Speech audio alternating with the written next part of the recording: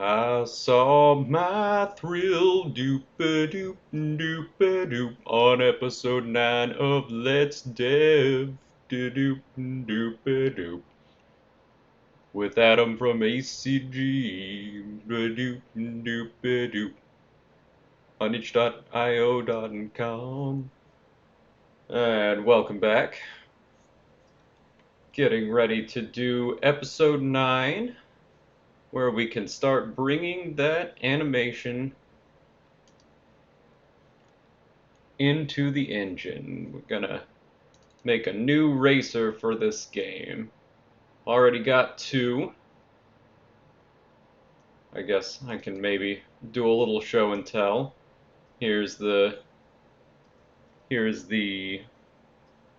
skeletal mesh.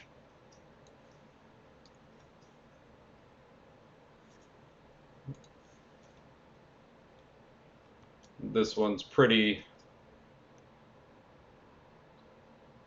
Yeah, this one's kind of the practice one. I'm probably going to be remaking this ship first because it's kind of the least interesting right now, but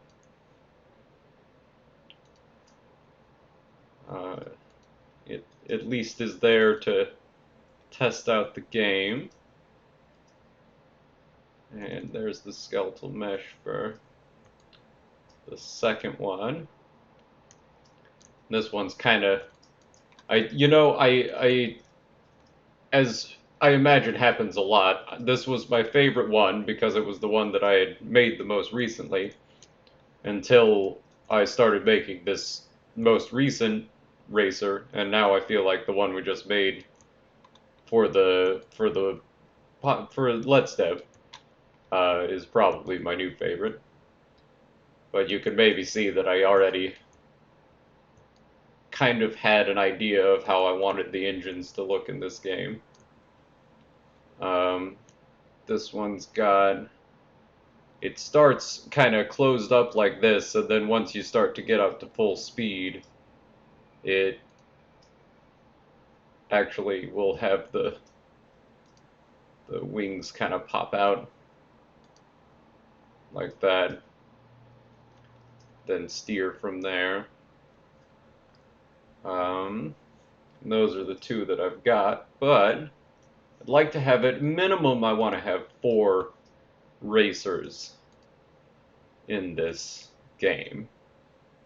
So we're going to go ahead and make a new folder just to hold all of Racer 3's information.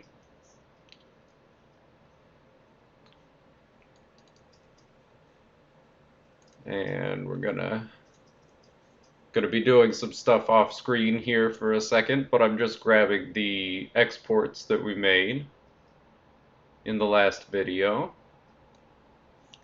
I'm gonna bring in idle first because I want skeletal mesh and the mesh with geometry and skinning weights. There's no skeleton yet, so we can't assign an existing skeleton to it. I do want to create a new material because I've already got the materials at least halfway set up in Blender, and that'll just bring them in and have the image textures and everything already assigned. Saves a little time. And import animations.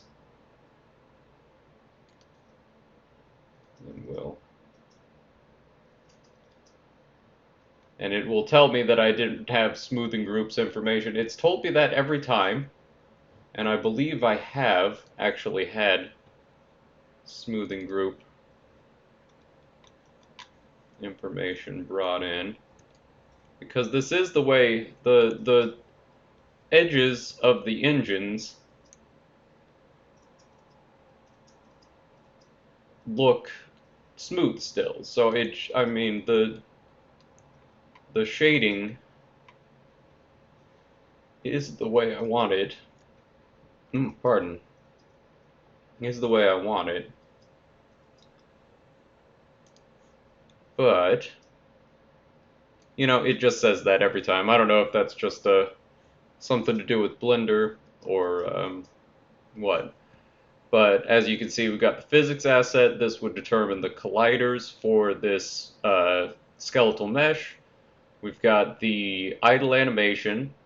Oh, and we've got the actual skeletal mesh, and we could preview that idle animation. There's that just little bit of rattle that it's going to have in the engines while it's flying along.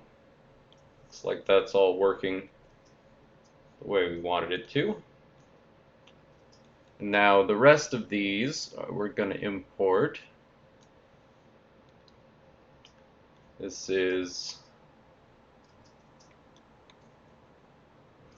apply it to the Racer 3 idle skeleton. Animation is coming in at the exported time. That's all what we want. Then that should just bring in that animation. See, there's Racer down.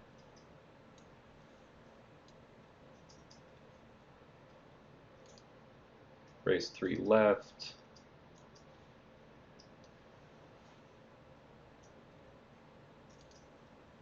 Race 3 right. And Racer 3 up. We can check all of those. We got down, tilting the way we want. We've got up, going the opposite direction, left, and right.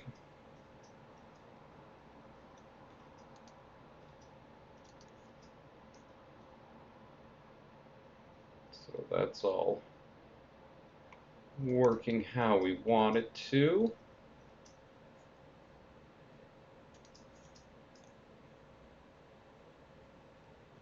That should be, we've got both of our materials.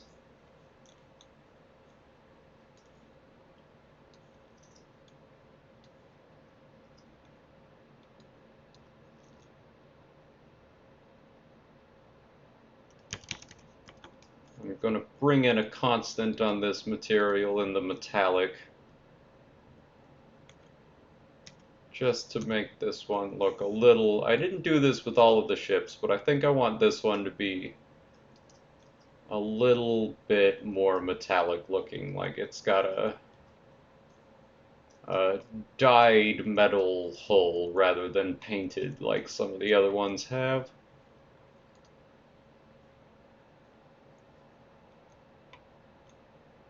And right now I'm just going to focus on getting the animation blueprint made, but I think there will be a later video where we might talk about some of the material editing in Unreal, because it's a pretty great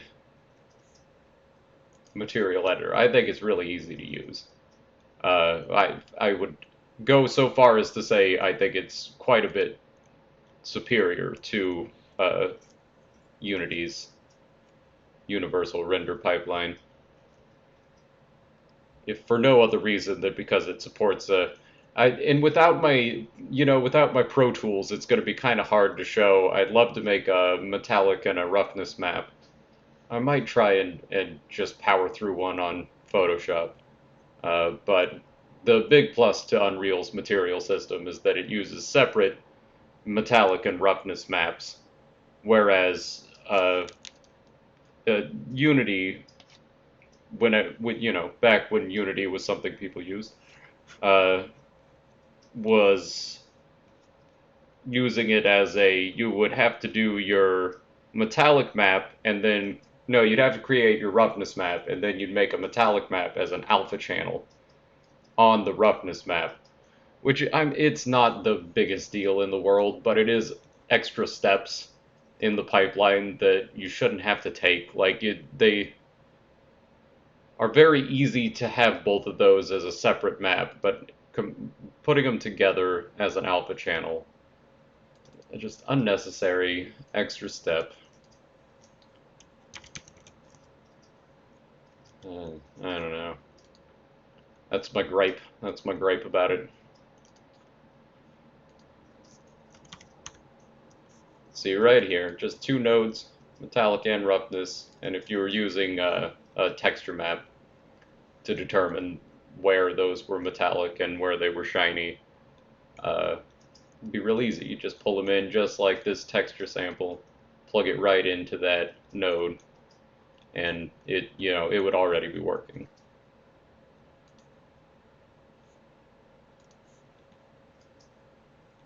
Let's see, I do want to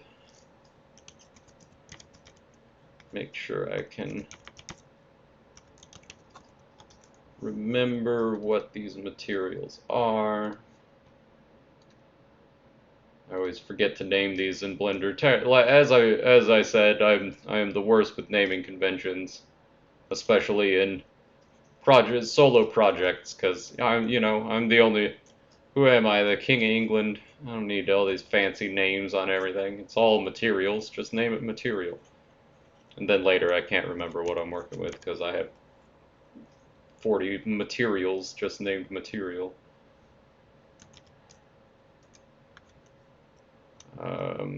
Whole mat. Probably will be just fine. Okay. That's all in my content. I actually just brought up I'll walk through some of this stuff, but this is built from the groundwork of the flying game, I guess, template that you can get with when you open up Unreal. It has a couple of template games that you can start from, and this is from the flying game template. And so I've been keeping all of my art in here, where the original little spaceship that came with the template was.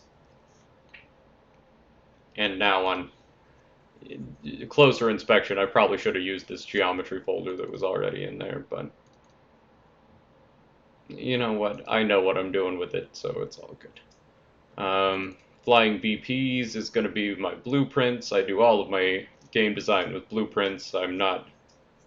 My education is in 3D art, and I'm kind of just self-taught, trying to figure out making games in a couple of different engines, and Unreal so far has been the one. Blueprints is a robust system. If you're trying to just use gameplay elements that are kind of tried and true and isn't really reinventing the wheel, it's got a lot of that stuff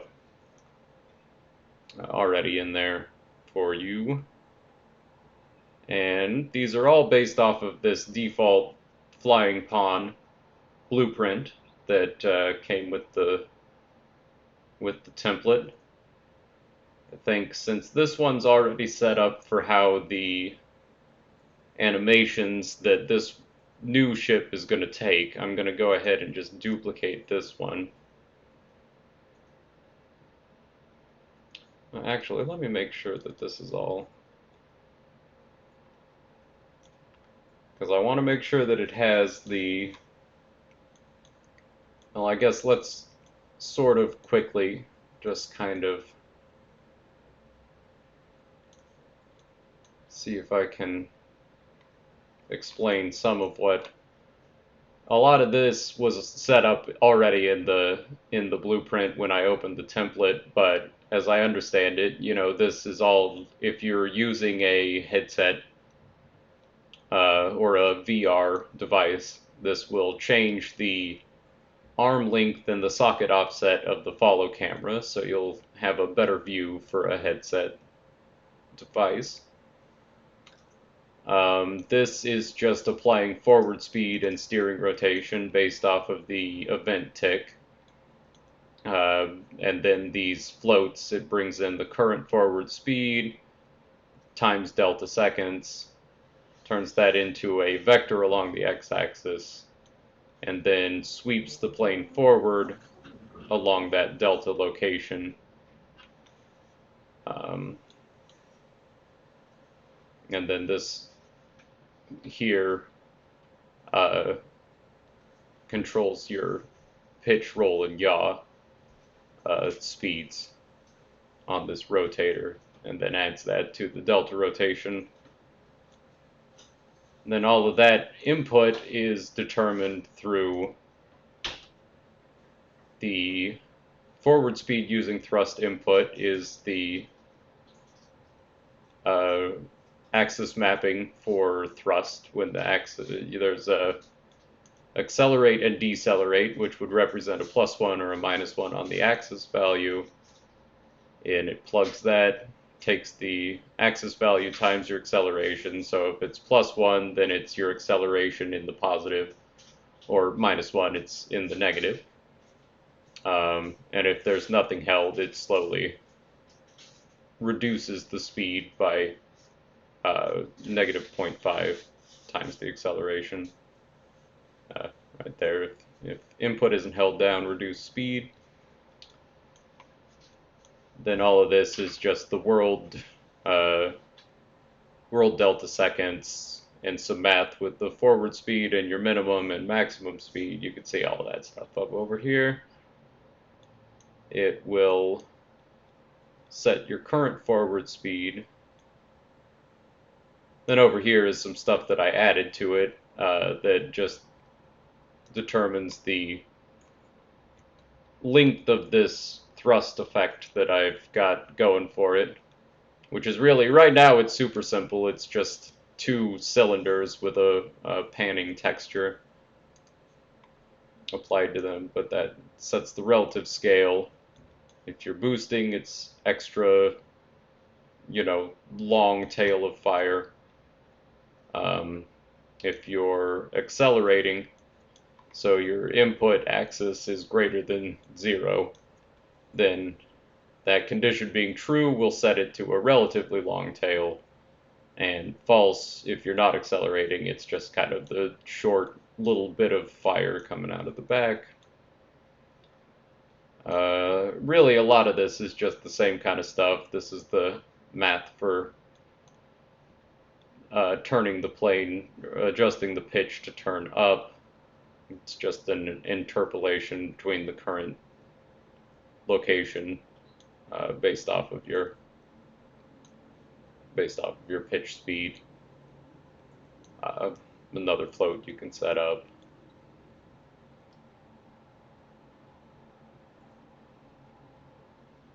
And I mean, this is all a template. I guess I'm not going to take up the whole video explaining the parts that I didn't even make. And a lot of it is just the same, just different math to determine how the controller works. It is this is part that I did adjust a little bit. We've got the it deflects. The deflection was part of the template, but I also set it up for the racing game. When you deflect off of something, it sets you back to your minimum speed, so you lose all of your acceleration. And in some levels, it will get a respawn location, find the one that's the first one on the list that's within 6,000 centimeters, so 600 meters of you, and it will respawn you at that location. So, you won't get stuck against walls or anything like that.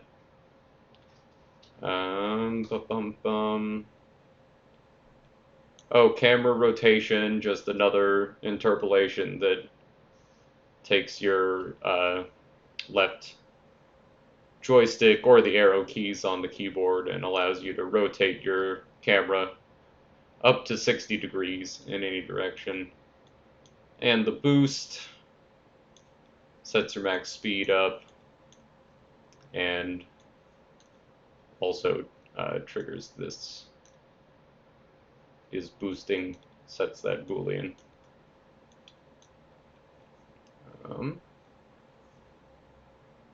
And there you have it. That's what we're going to be adjusting to make the new racer. This is going to be our balance racer. Just duplicate this one. And racer 3.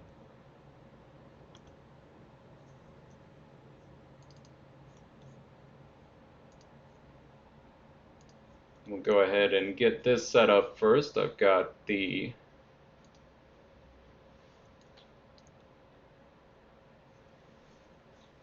skeletal mesh right here that we can swap out for Racer 3.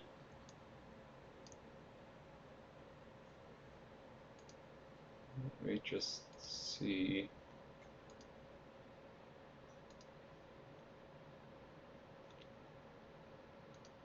Been cheating it a little bit. I'm going to probably get static meshes for all of my custom ships to get slightly more accurate colliders and swap these out. But for right now, I'm just kind of using the same collider that came with the template.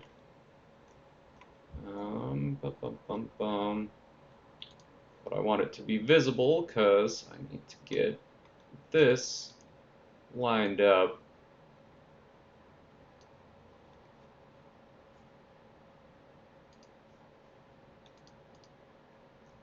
Let's get that snapped to 10 instead.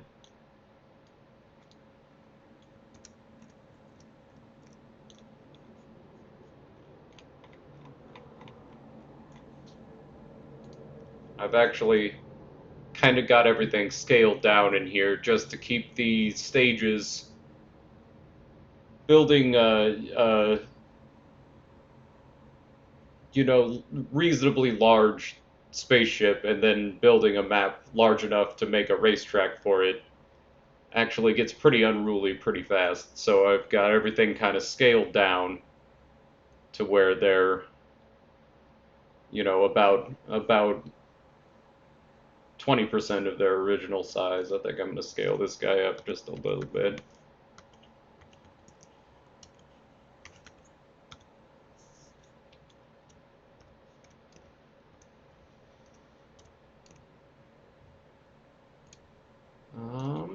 Bum, bum, bum, bum.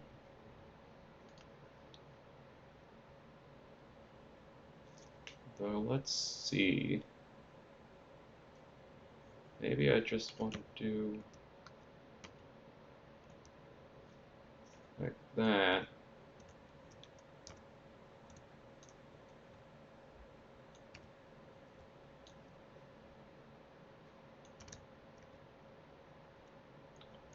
That does warp the engines a little bit.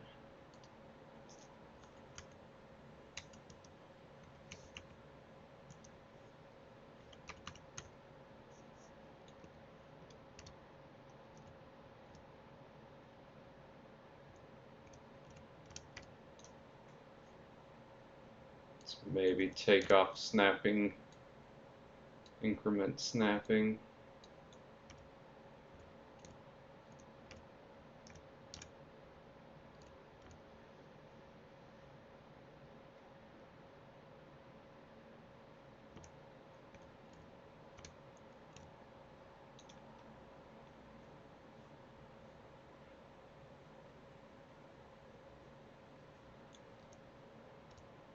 It's looking pretty good, I guess, especially considering that I am already planning to do something about those colliders at the end.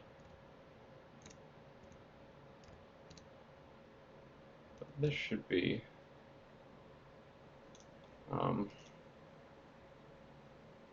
pretty okay. Go ahead and turn the visibility back off for that. We'll just use it as a collider. Oh, and then because this is going to have engine gimbal, and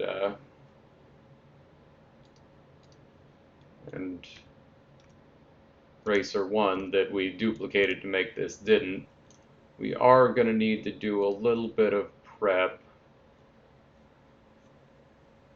Go into, you could also just double click on the skeletal mesh import in the content browser back here. But since we've already got it pulled up, I'm going to just go to the skeletal mesh up here. And we're going to need some sockets. We're going to need a socket on Control Engine 1. or control engine left, and control engine left socket is a perfectly acceptable name for me. Add one on control engine right, and we'll need one on, let's just right click and add socket. We'll need one on the main fin.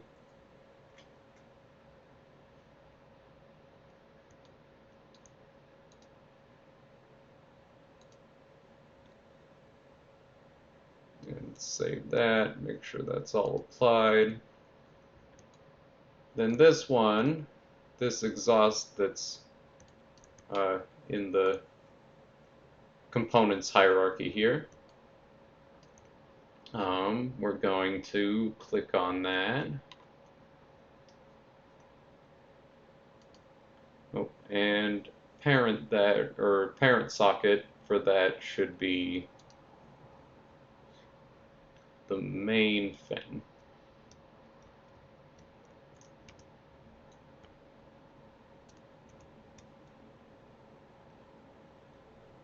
Um,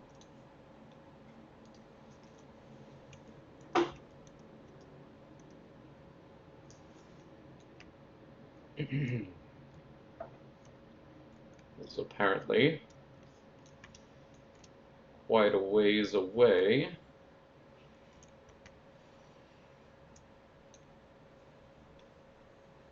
Let's see, from our ship. Oh, okay, here it is. We'll just scale that way down.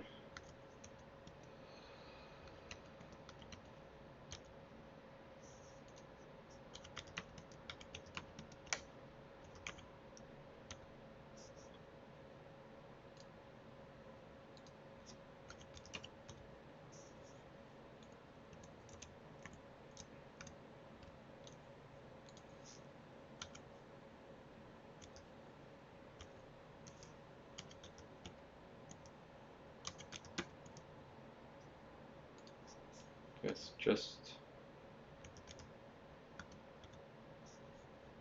need that to be pretty small when it's parented.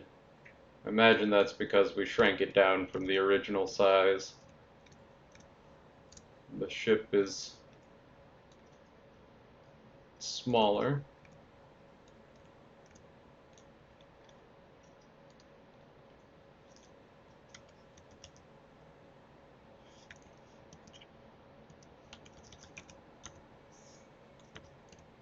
It should be able to fit more or less.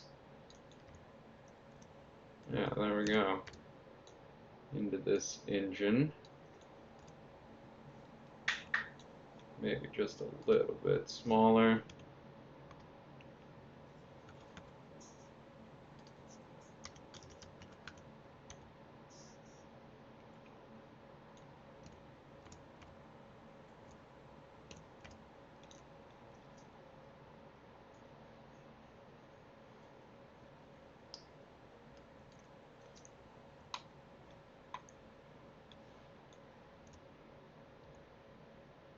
Yeah, okay. That's pretty good. Go ahead and duplicate that.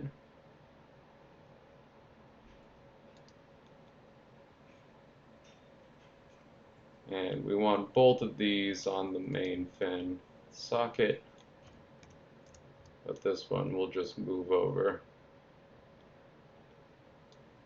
Because if you remember, both of those engines are parented to that same armature. So we'll need both of the exhausts parented to the same socket. And then duplicate that one more time. This one we're going to put on the control engine. And we're going to make it even smaller.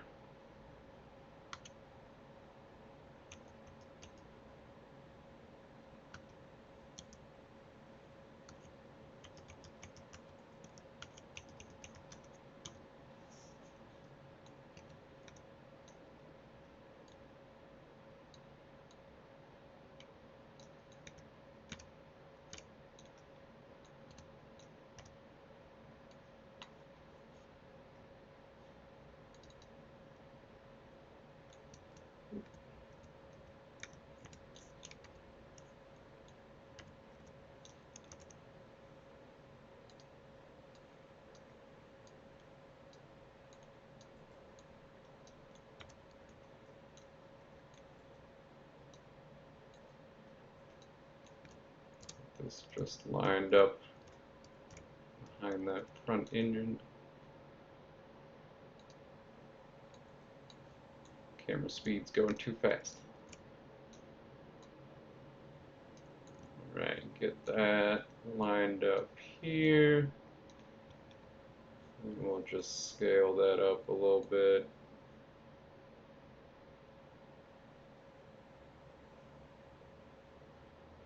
Just a little bit.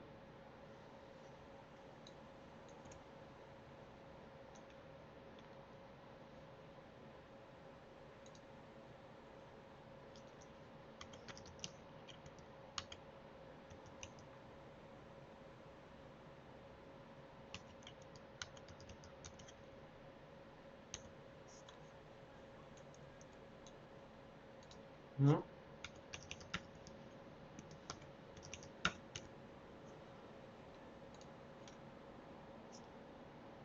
What if we did 0035? 5. That's looking pretty good.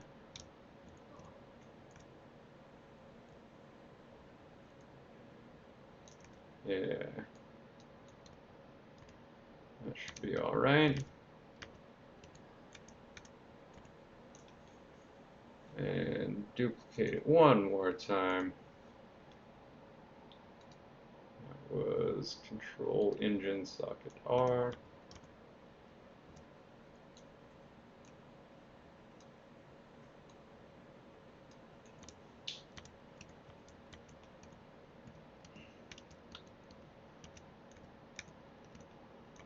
And that's looking good for all of that.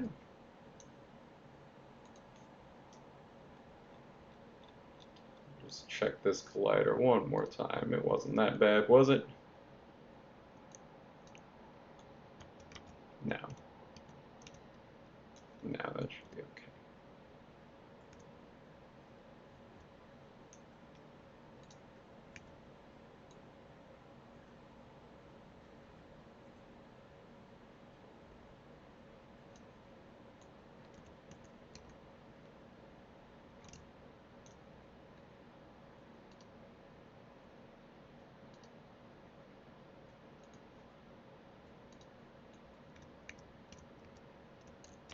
Those all stayed parented. Yeah, they're in the right spot still.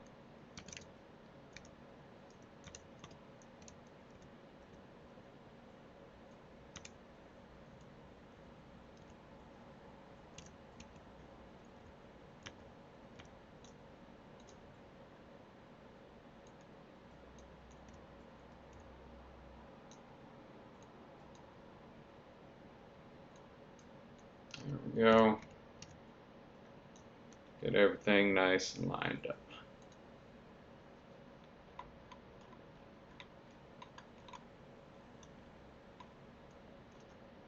And I'm going to want these two to adjust based off of the throttle input.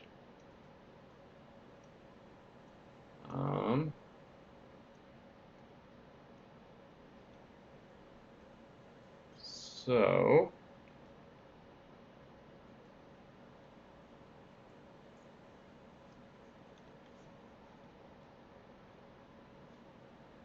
let's go into the event graph.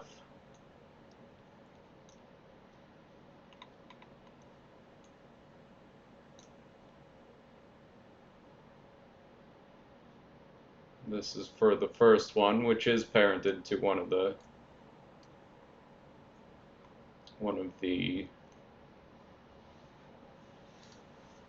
exhaust flames that we want to adjust. And let's see, when there's no throttle input, we're going to want it to reset to 0.0075, 0.005, and 0.0075 because of the way they scaled.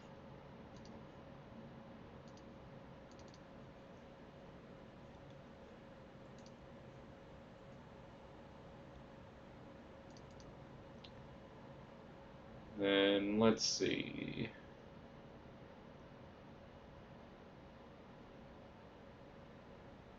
I guess we want, no, yeah, because 5, we want both of these to stay the same. Because that's the diameter of the engines aren't going to get bigger, so we don't want them to be bigger than the engines, but we want it to be longer. So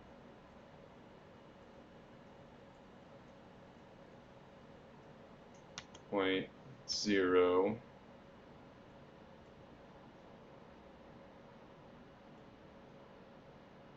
0.75. I guess we'll just set it all to the same.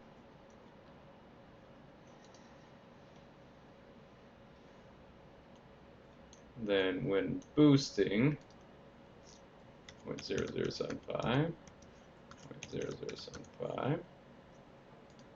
And for this one, we'll do, I guess, 0.009. I don't know, we can adjust all of that. If it doesn't look right when we get it all put together, we can always adjust some of that later. And then we'll go ahead and, let's see, copy. Pretty sure Control W is duplicate, but I usually just copy and paste. I'll test that out on the next thing I have to duplicate, because they're already there.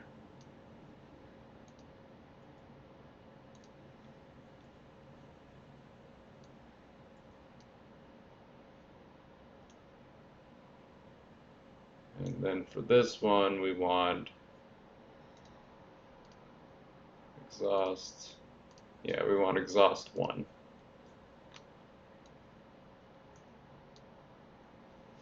Plug that into the target, because it needs to know what component to set the scale of. Otherwise, it would just default to the entire pawn, and we don't want that. We just want the exhaust tails to get longer. And there we go. That should be the exhaust setup to have a nice visual effect.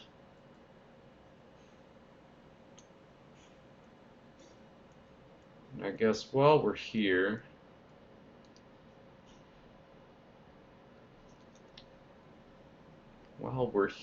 we might as well set up the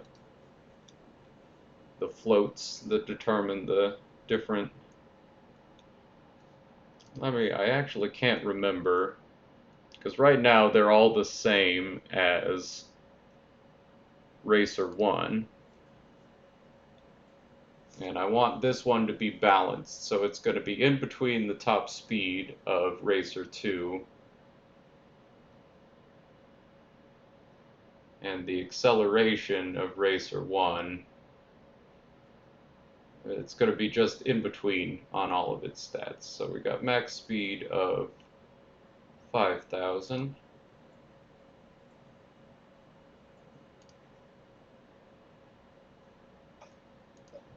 Max speed of 4,000, so halfway in between would be 4,500.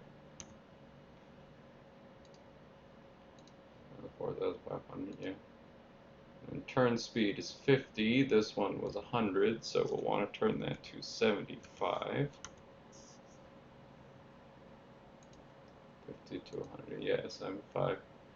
And 600 acceleration, 700 acceleration. So 650 acceleration.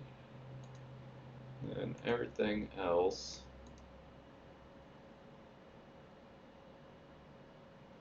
500, 500, 0, 0, 0, 500, 500, 0, 0, 0,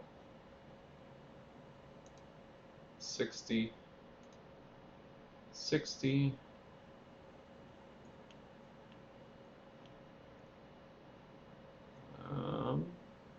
then this is all going to be used for our animation blueprint. So it looks like we have everything set up the way we want it now for the racing specs.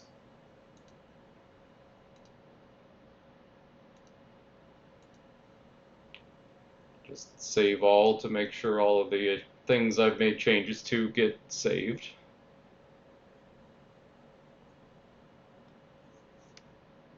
And then we will want to get started on that animation blueprint. We need animation blueprint for the new skeleton. It's going to be very similar, and just so I don't have to try and remember how I did it, I'm going to go ahead and pull up Racer 1's animation blueprint. We can use that as a guide for this new, create a new blueprint, advanced asset, animation blueprint. It's going to need a skeleton, a target skeleton specified, so we're going to want Racer 3 idle skeleton that we just imported, named it in the last video.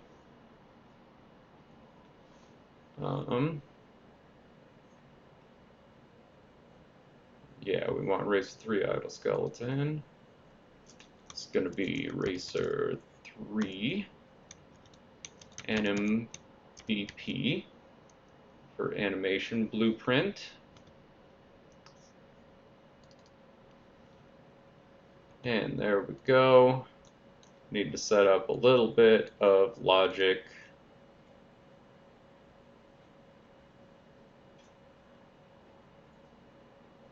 I don't know why I have two of those nodes in that one, but I shouldn't need that.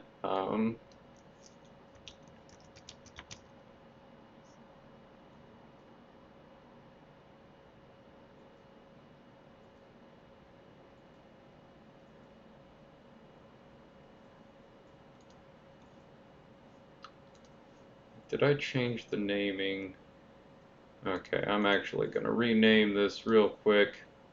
Thank goodness I'm not under source control, because that would be much more difficult. But I wanted to specify that this is Racer 3 BP. This is the blueprint. And then I will know that I'm casting to the actual Racer blueprint with the logic and, you know, functioning game object.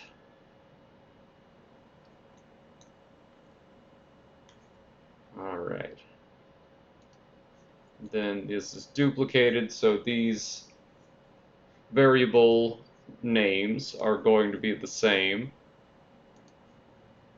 And that's just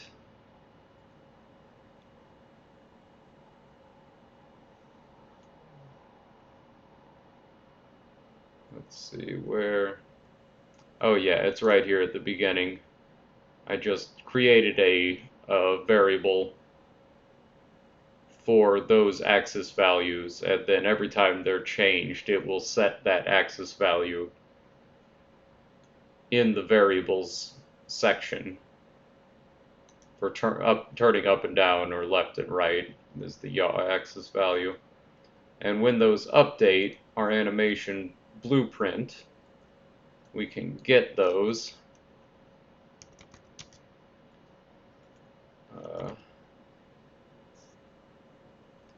Get yaw axis value and get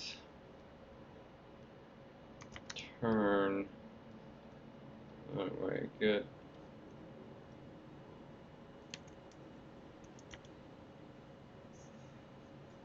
Oh yeah, yeah, there's a pitch, but I just called it the up axis. And yep, that's all the same. Then we will create these variables in the blueprint. Just promote that to a variable. Boom. And promote this to a variable right at the top.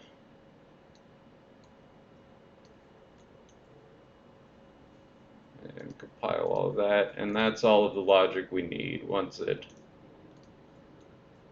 starts, that'll get us going. Then we're going to go into the anim graph. This is where we'll actually set up the which animations to play based off of those variables we just set up. And we're going to do that with an animation state machine. I'm going to add a new state machine. Let's see.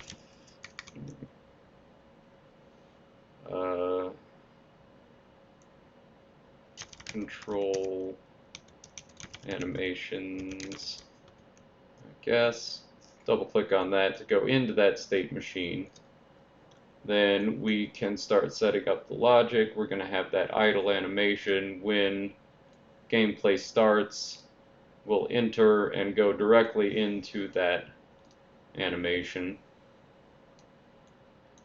And that'll be kind of where we set everything up. And now I do want to actually look. So I've got all of this logic. It always transitions back into the idle animation. And it looks pretty good on Racer 1, so I think we're going to do it the same way. And then this just gets yaw based off of if it's less than -0.5 or greater than -0.5, greater than 0.5 or less than 0.5. That's the same for everything. Okay. So that's pretty easy to set up.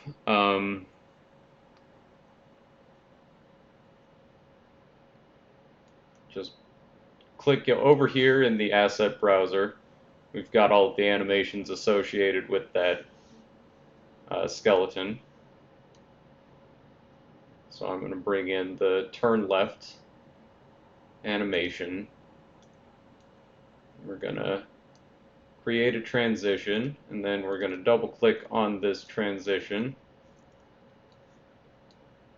We're going to get our yaw axis value variable that we set in the event graph logic. We're going to check, is that less than float less than float -0.5. And that way, if you're holding further than halfway over on the joystick, because all the way over is 1 and not pressing the joystick is 0. So once you get past that halfway threshold, it's going to change the animation to where you are doing the turn left animation. And that will do the can enter transition. And go back into the state machine, and then we'll do basically the opposite.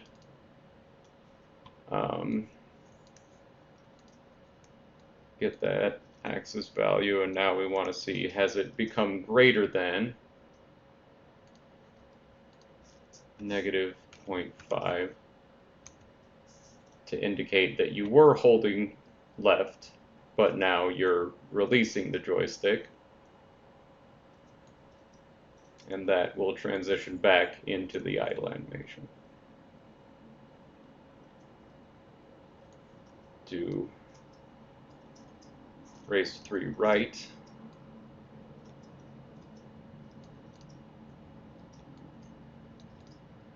Just want to move that. And transition. We'll get that.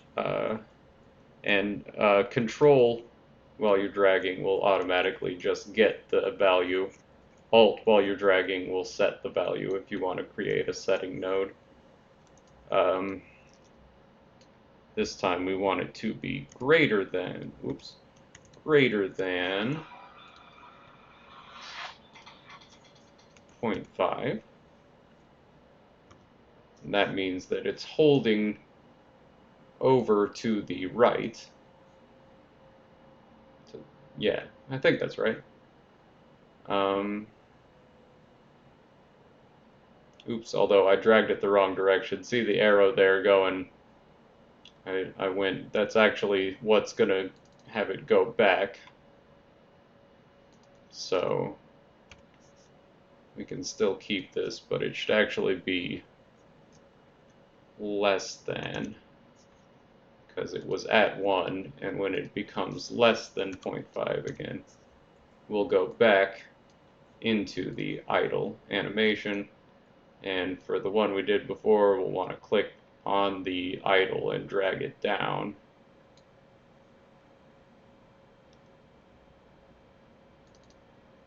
Yeah. And forgot to hold control again, even though it's easier. And this is greater than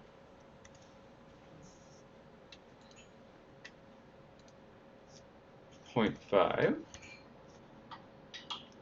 So we're holding the joystick, moving the joystick to the right,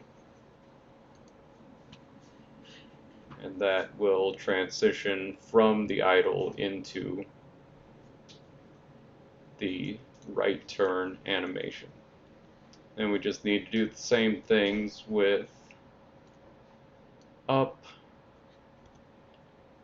transitioning into the up. We will get up axis value is greater than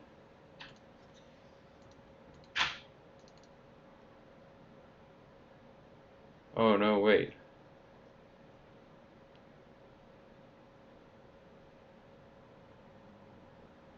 So pulling up is going to be down on the joystick. So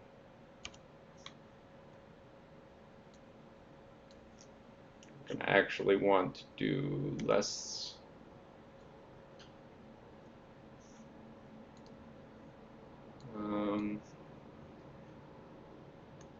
Less than.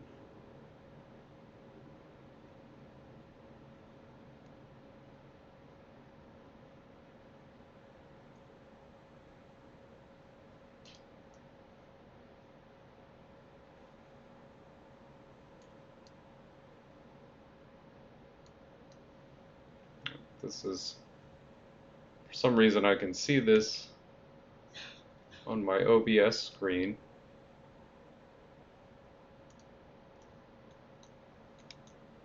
But not on my actual screen.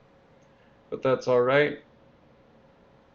We can power through this. I can do this on the OBS viewer. Okay. Less than negative 0.5 transitions into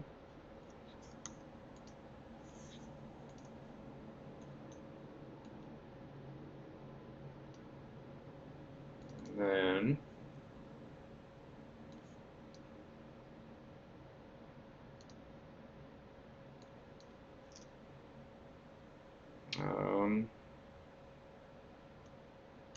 greater than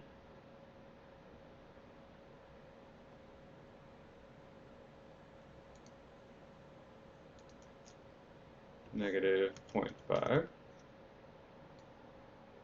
will bring us back out.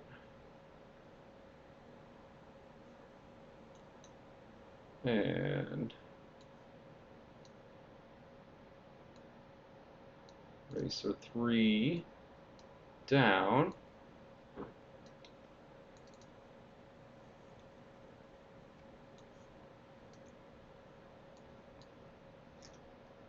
Is greater than 0.5.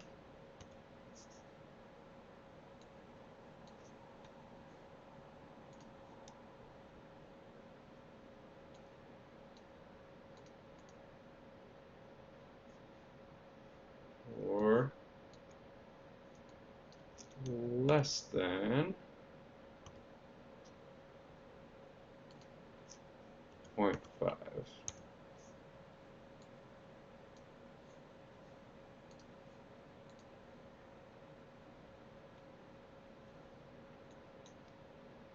Oh yeah, and then because all of the animations are going to come in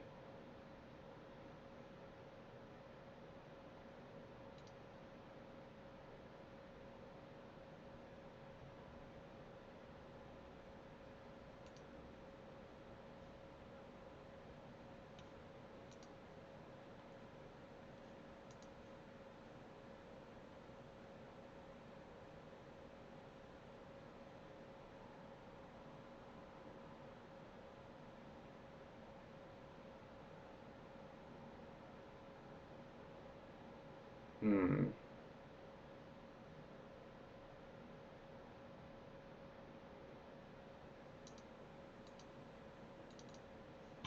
Oops. I want that to be less than negative 0.5.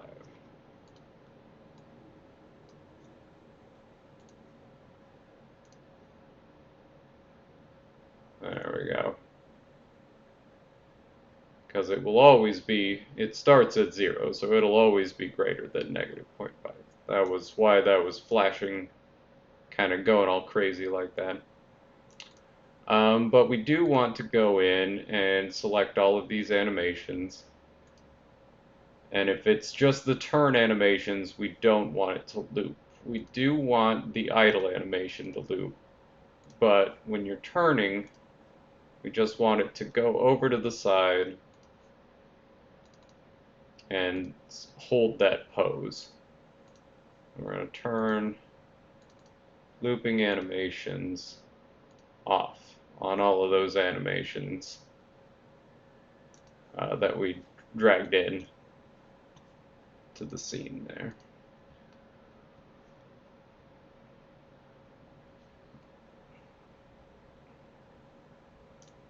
All right.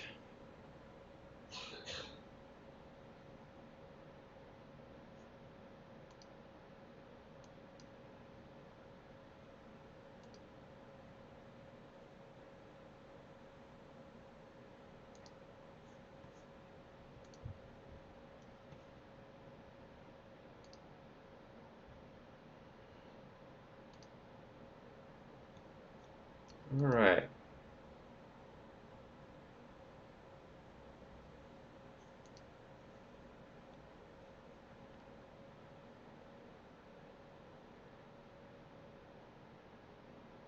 Let me see. It's still giving me some visual weirdness.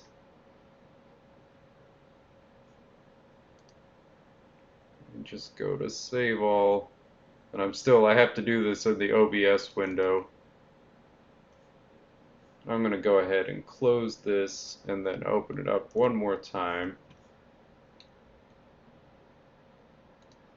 Because I would like to be able to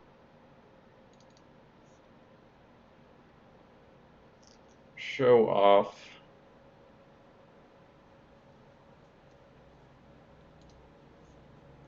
what the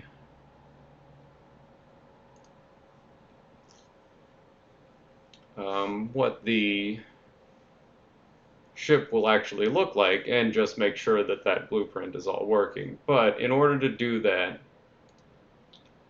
I'm going to need to update my racer select UI.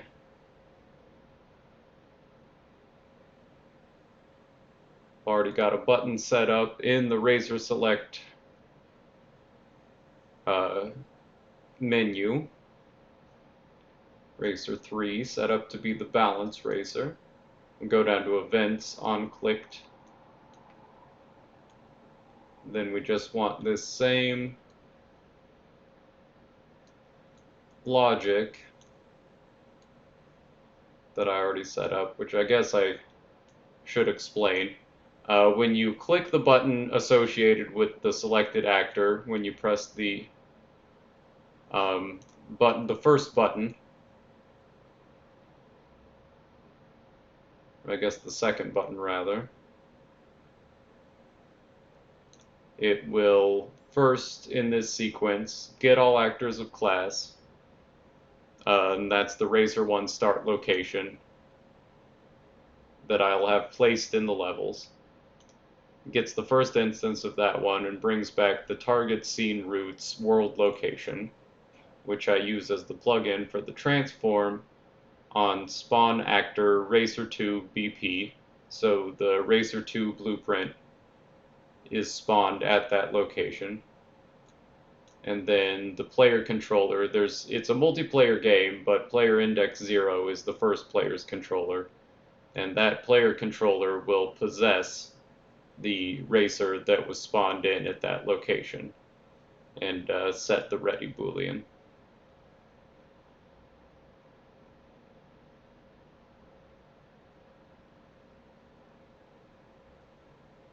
So we'll just,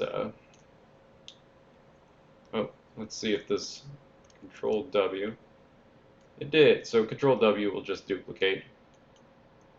Bring in the new button that we just set up the on-clicked logic for. And now when we spawn actor of class, we're going to want Racer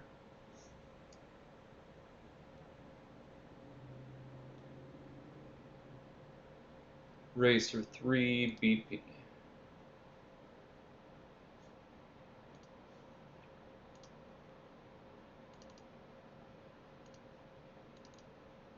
That is what I called it. Yeah, Racer 3 BP.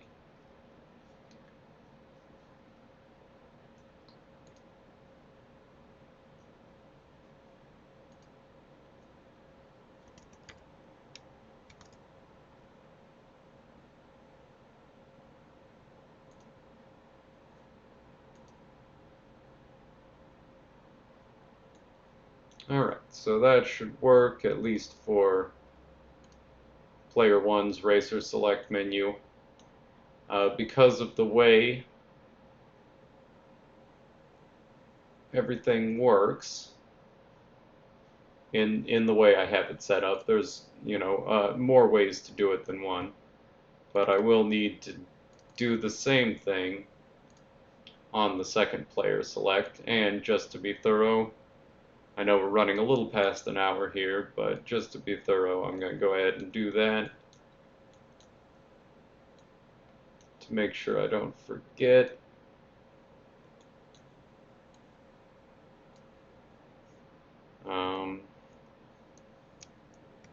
Duplicate all of that, bring it over to the new button, then Racer 3 blueprint, compile that and save.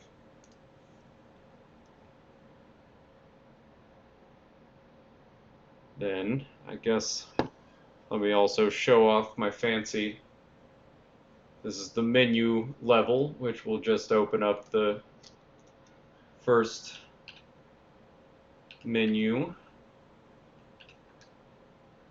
Then we've got our level select. We'll just go to level 1. And I'll need to set up a picture. We'll save that for next episode. But this should be a usable button now. And there we go. Ooh, although it does look like it's, as you can see, the visual effects animation is working, but the animations are not working. And that is because I forgot to, in this blueprint, we need to select that skeletal mesh, and the animation mode is set to using animation blueprint rather than a fixed asset, but I never specified that I want Racer 3 AnimBP. And that will set that up correctly.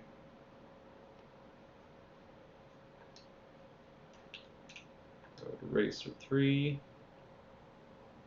There it is, rattling around. Engine's rattling and shaking. Let's see how it flies.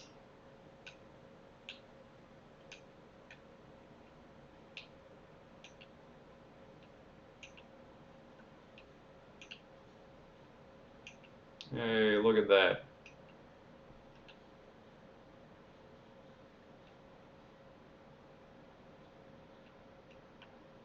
It's subtle, but you can see it shifting around,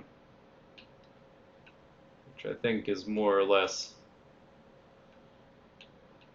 what we would want anyway. I suppose I could,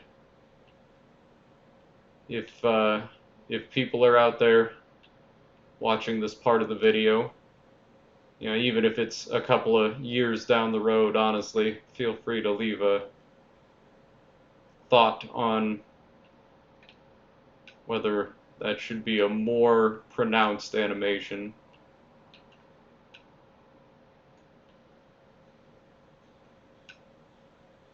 But I kind of feel like that works okay.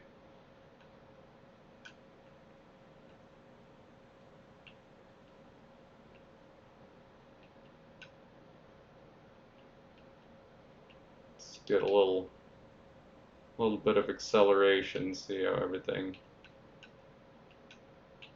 Definitely not as zippy as the one that's set up for top speed, but the maneuverability is good.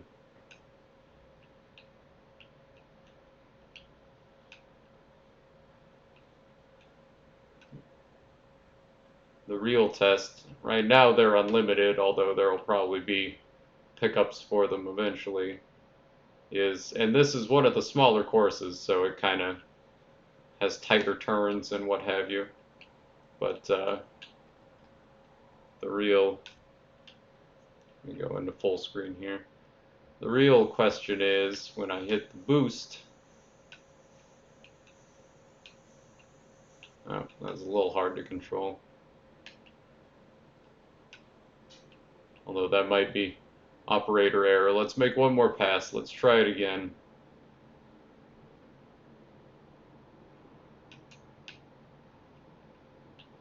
And right after this corner, hit the boost. Going around. Going fast. Not quite. The agility ship is still the only one that can go flat out through the corners on this particular map.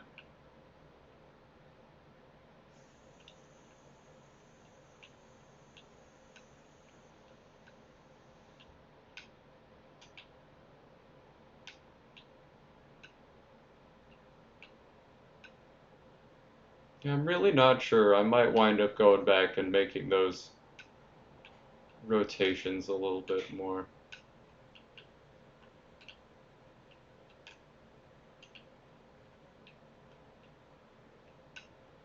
But looks like everything, the animation is working.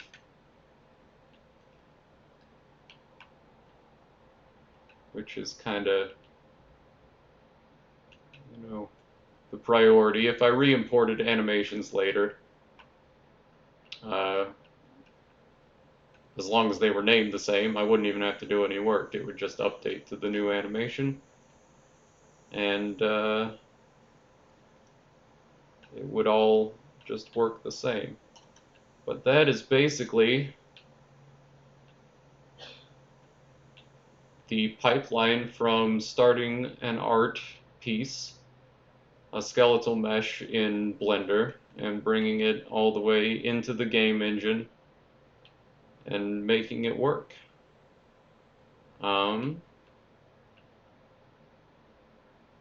I do think I'll probably continue doing a couple of videos with this though. Maybe we'll talk a little bit more about Unreal Engine stuff, and next episode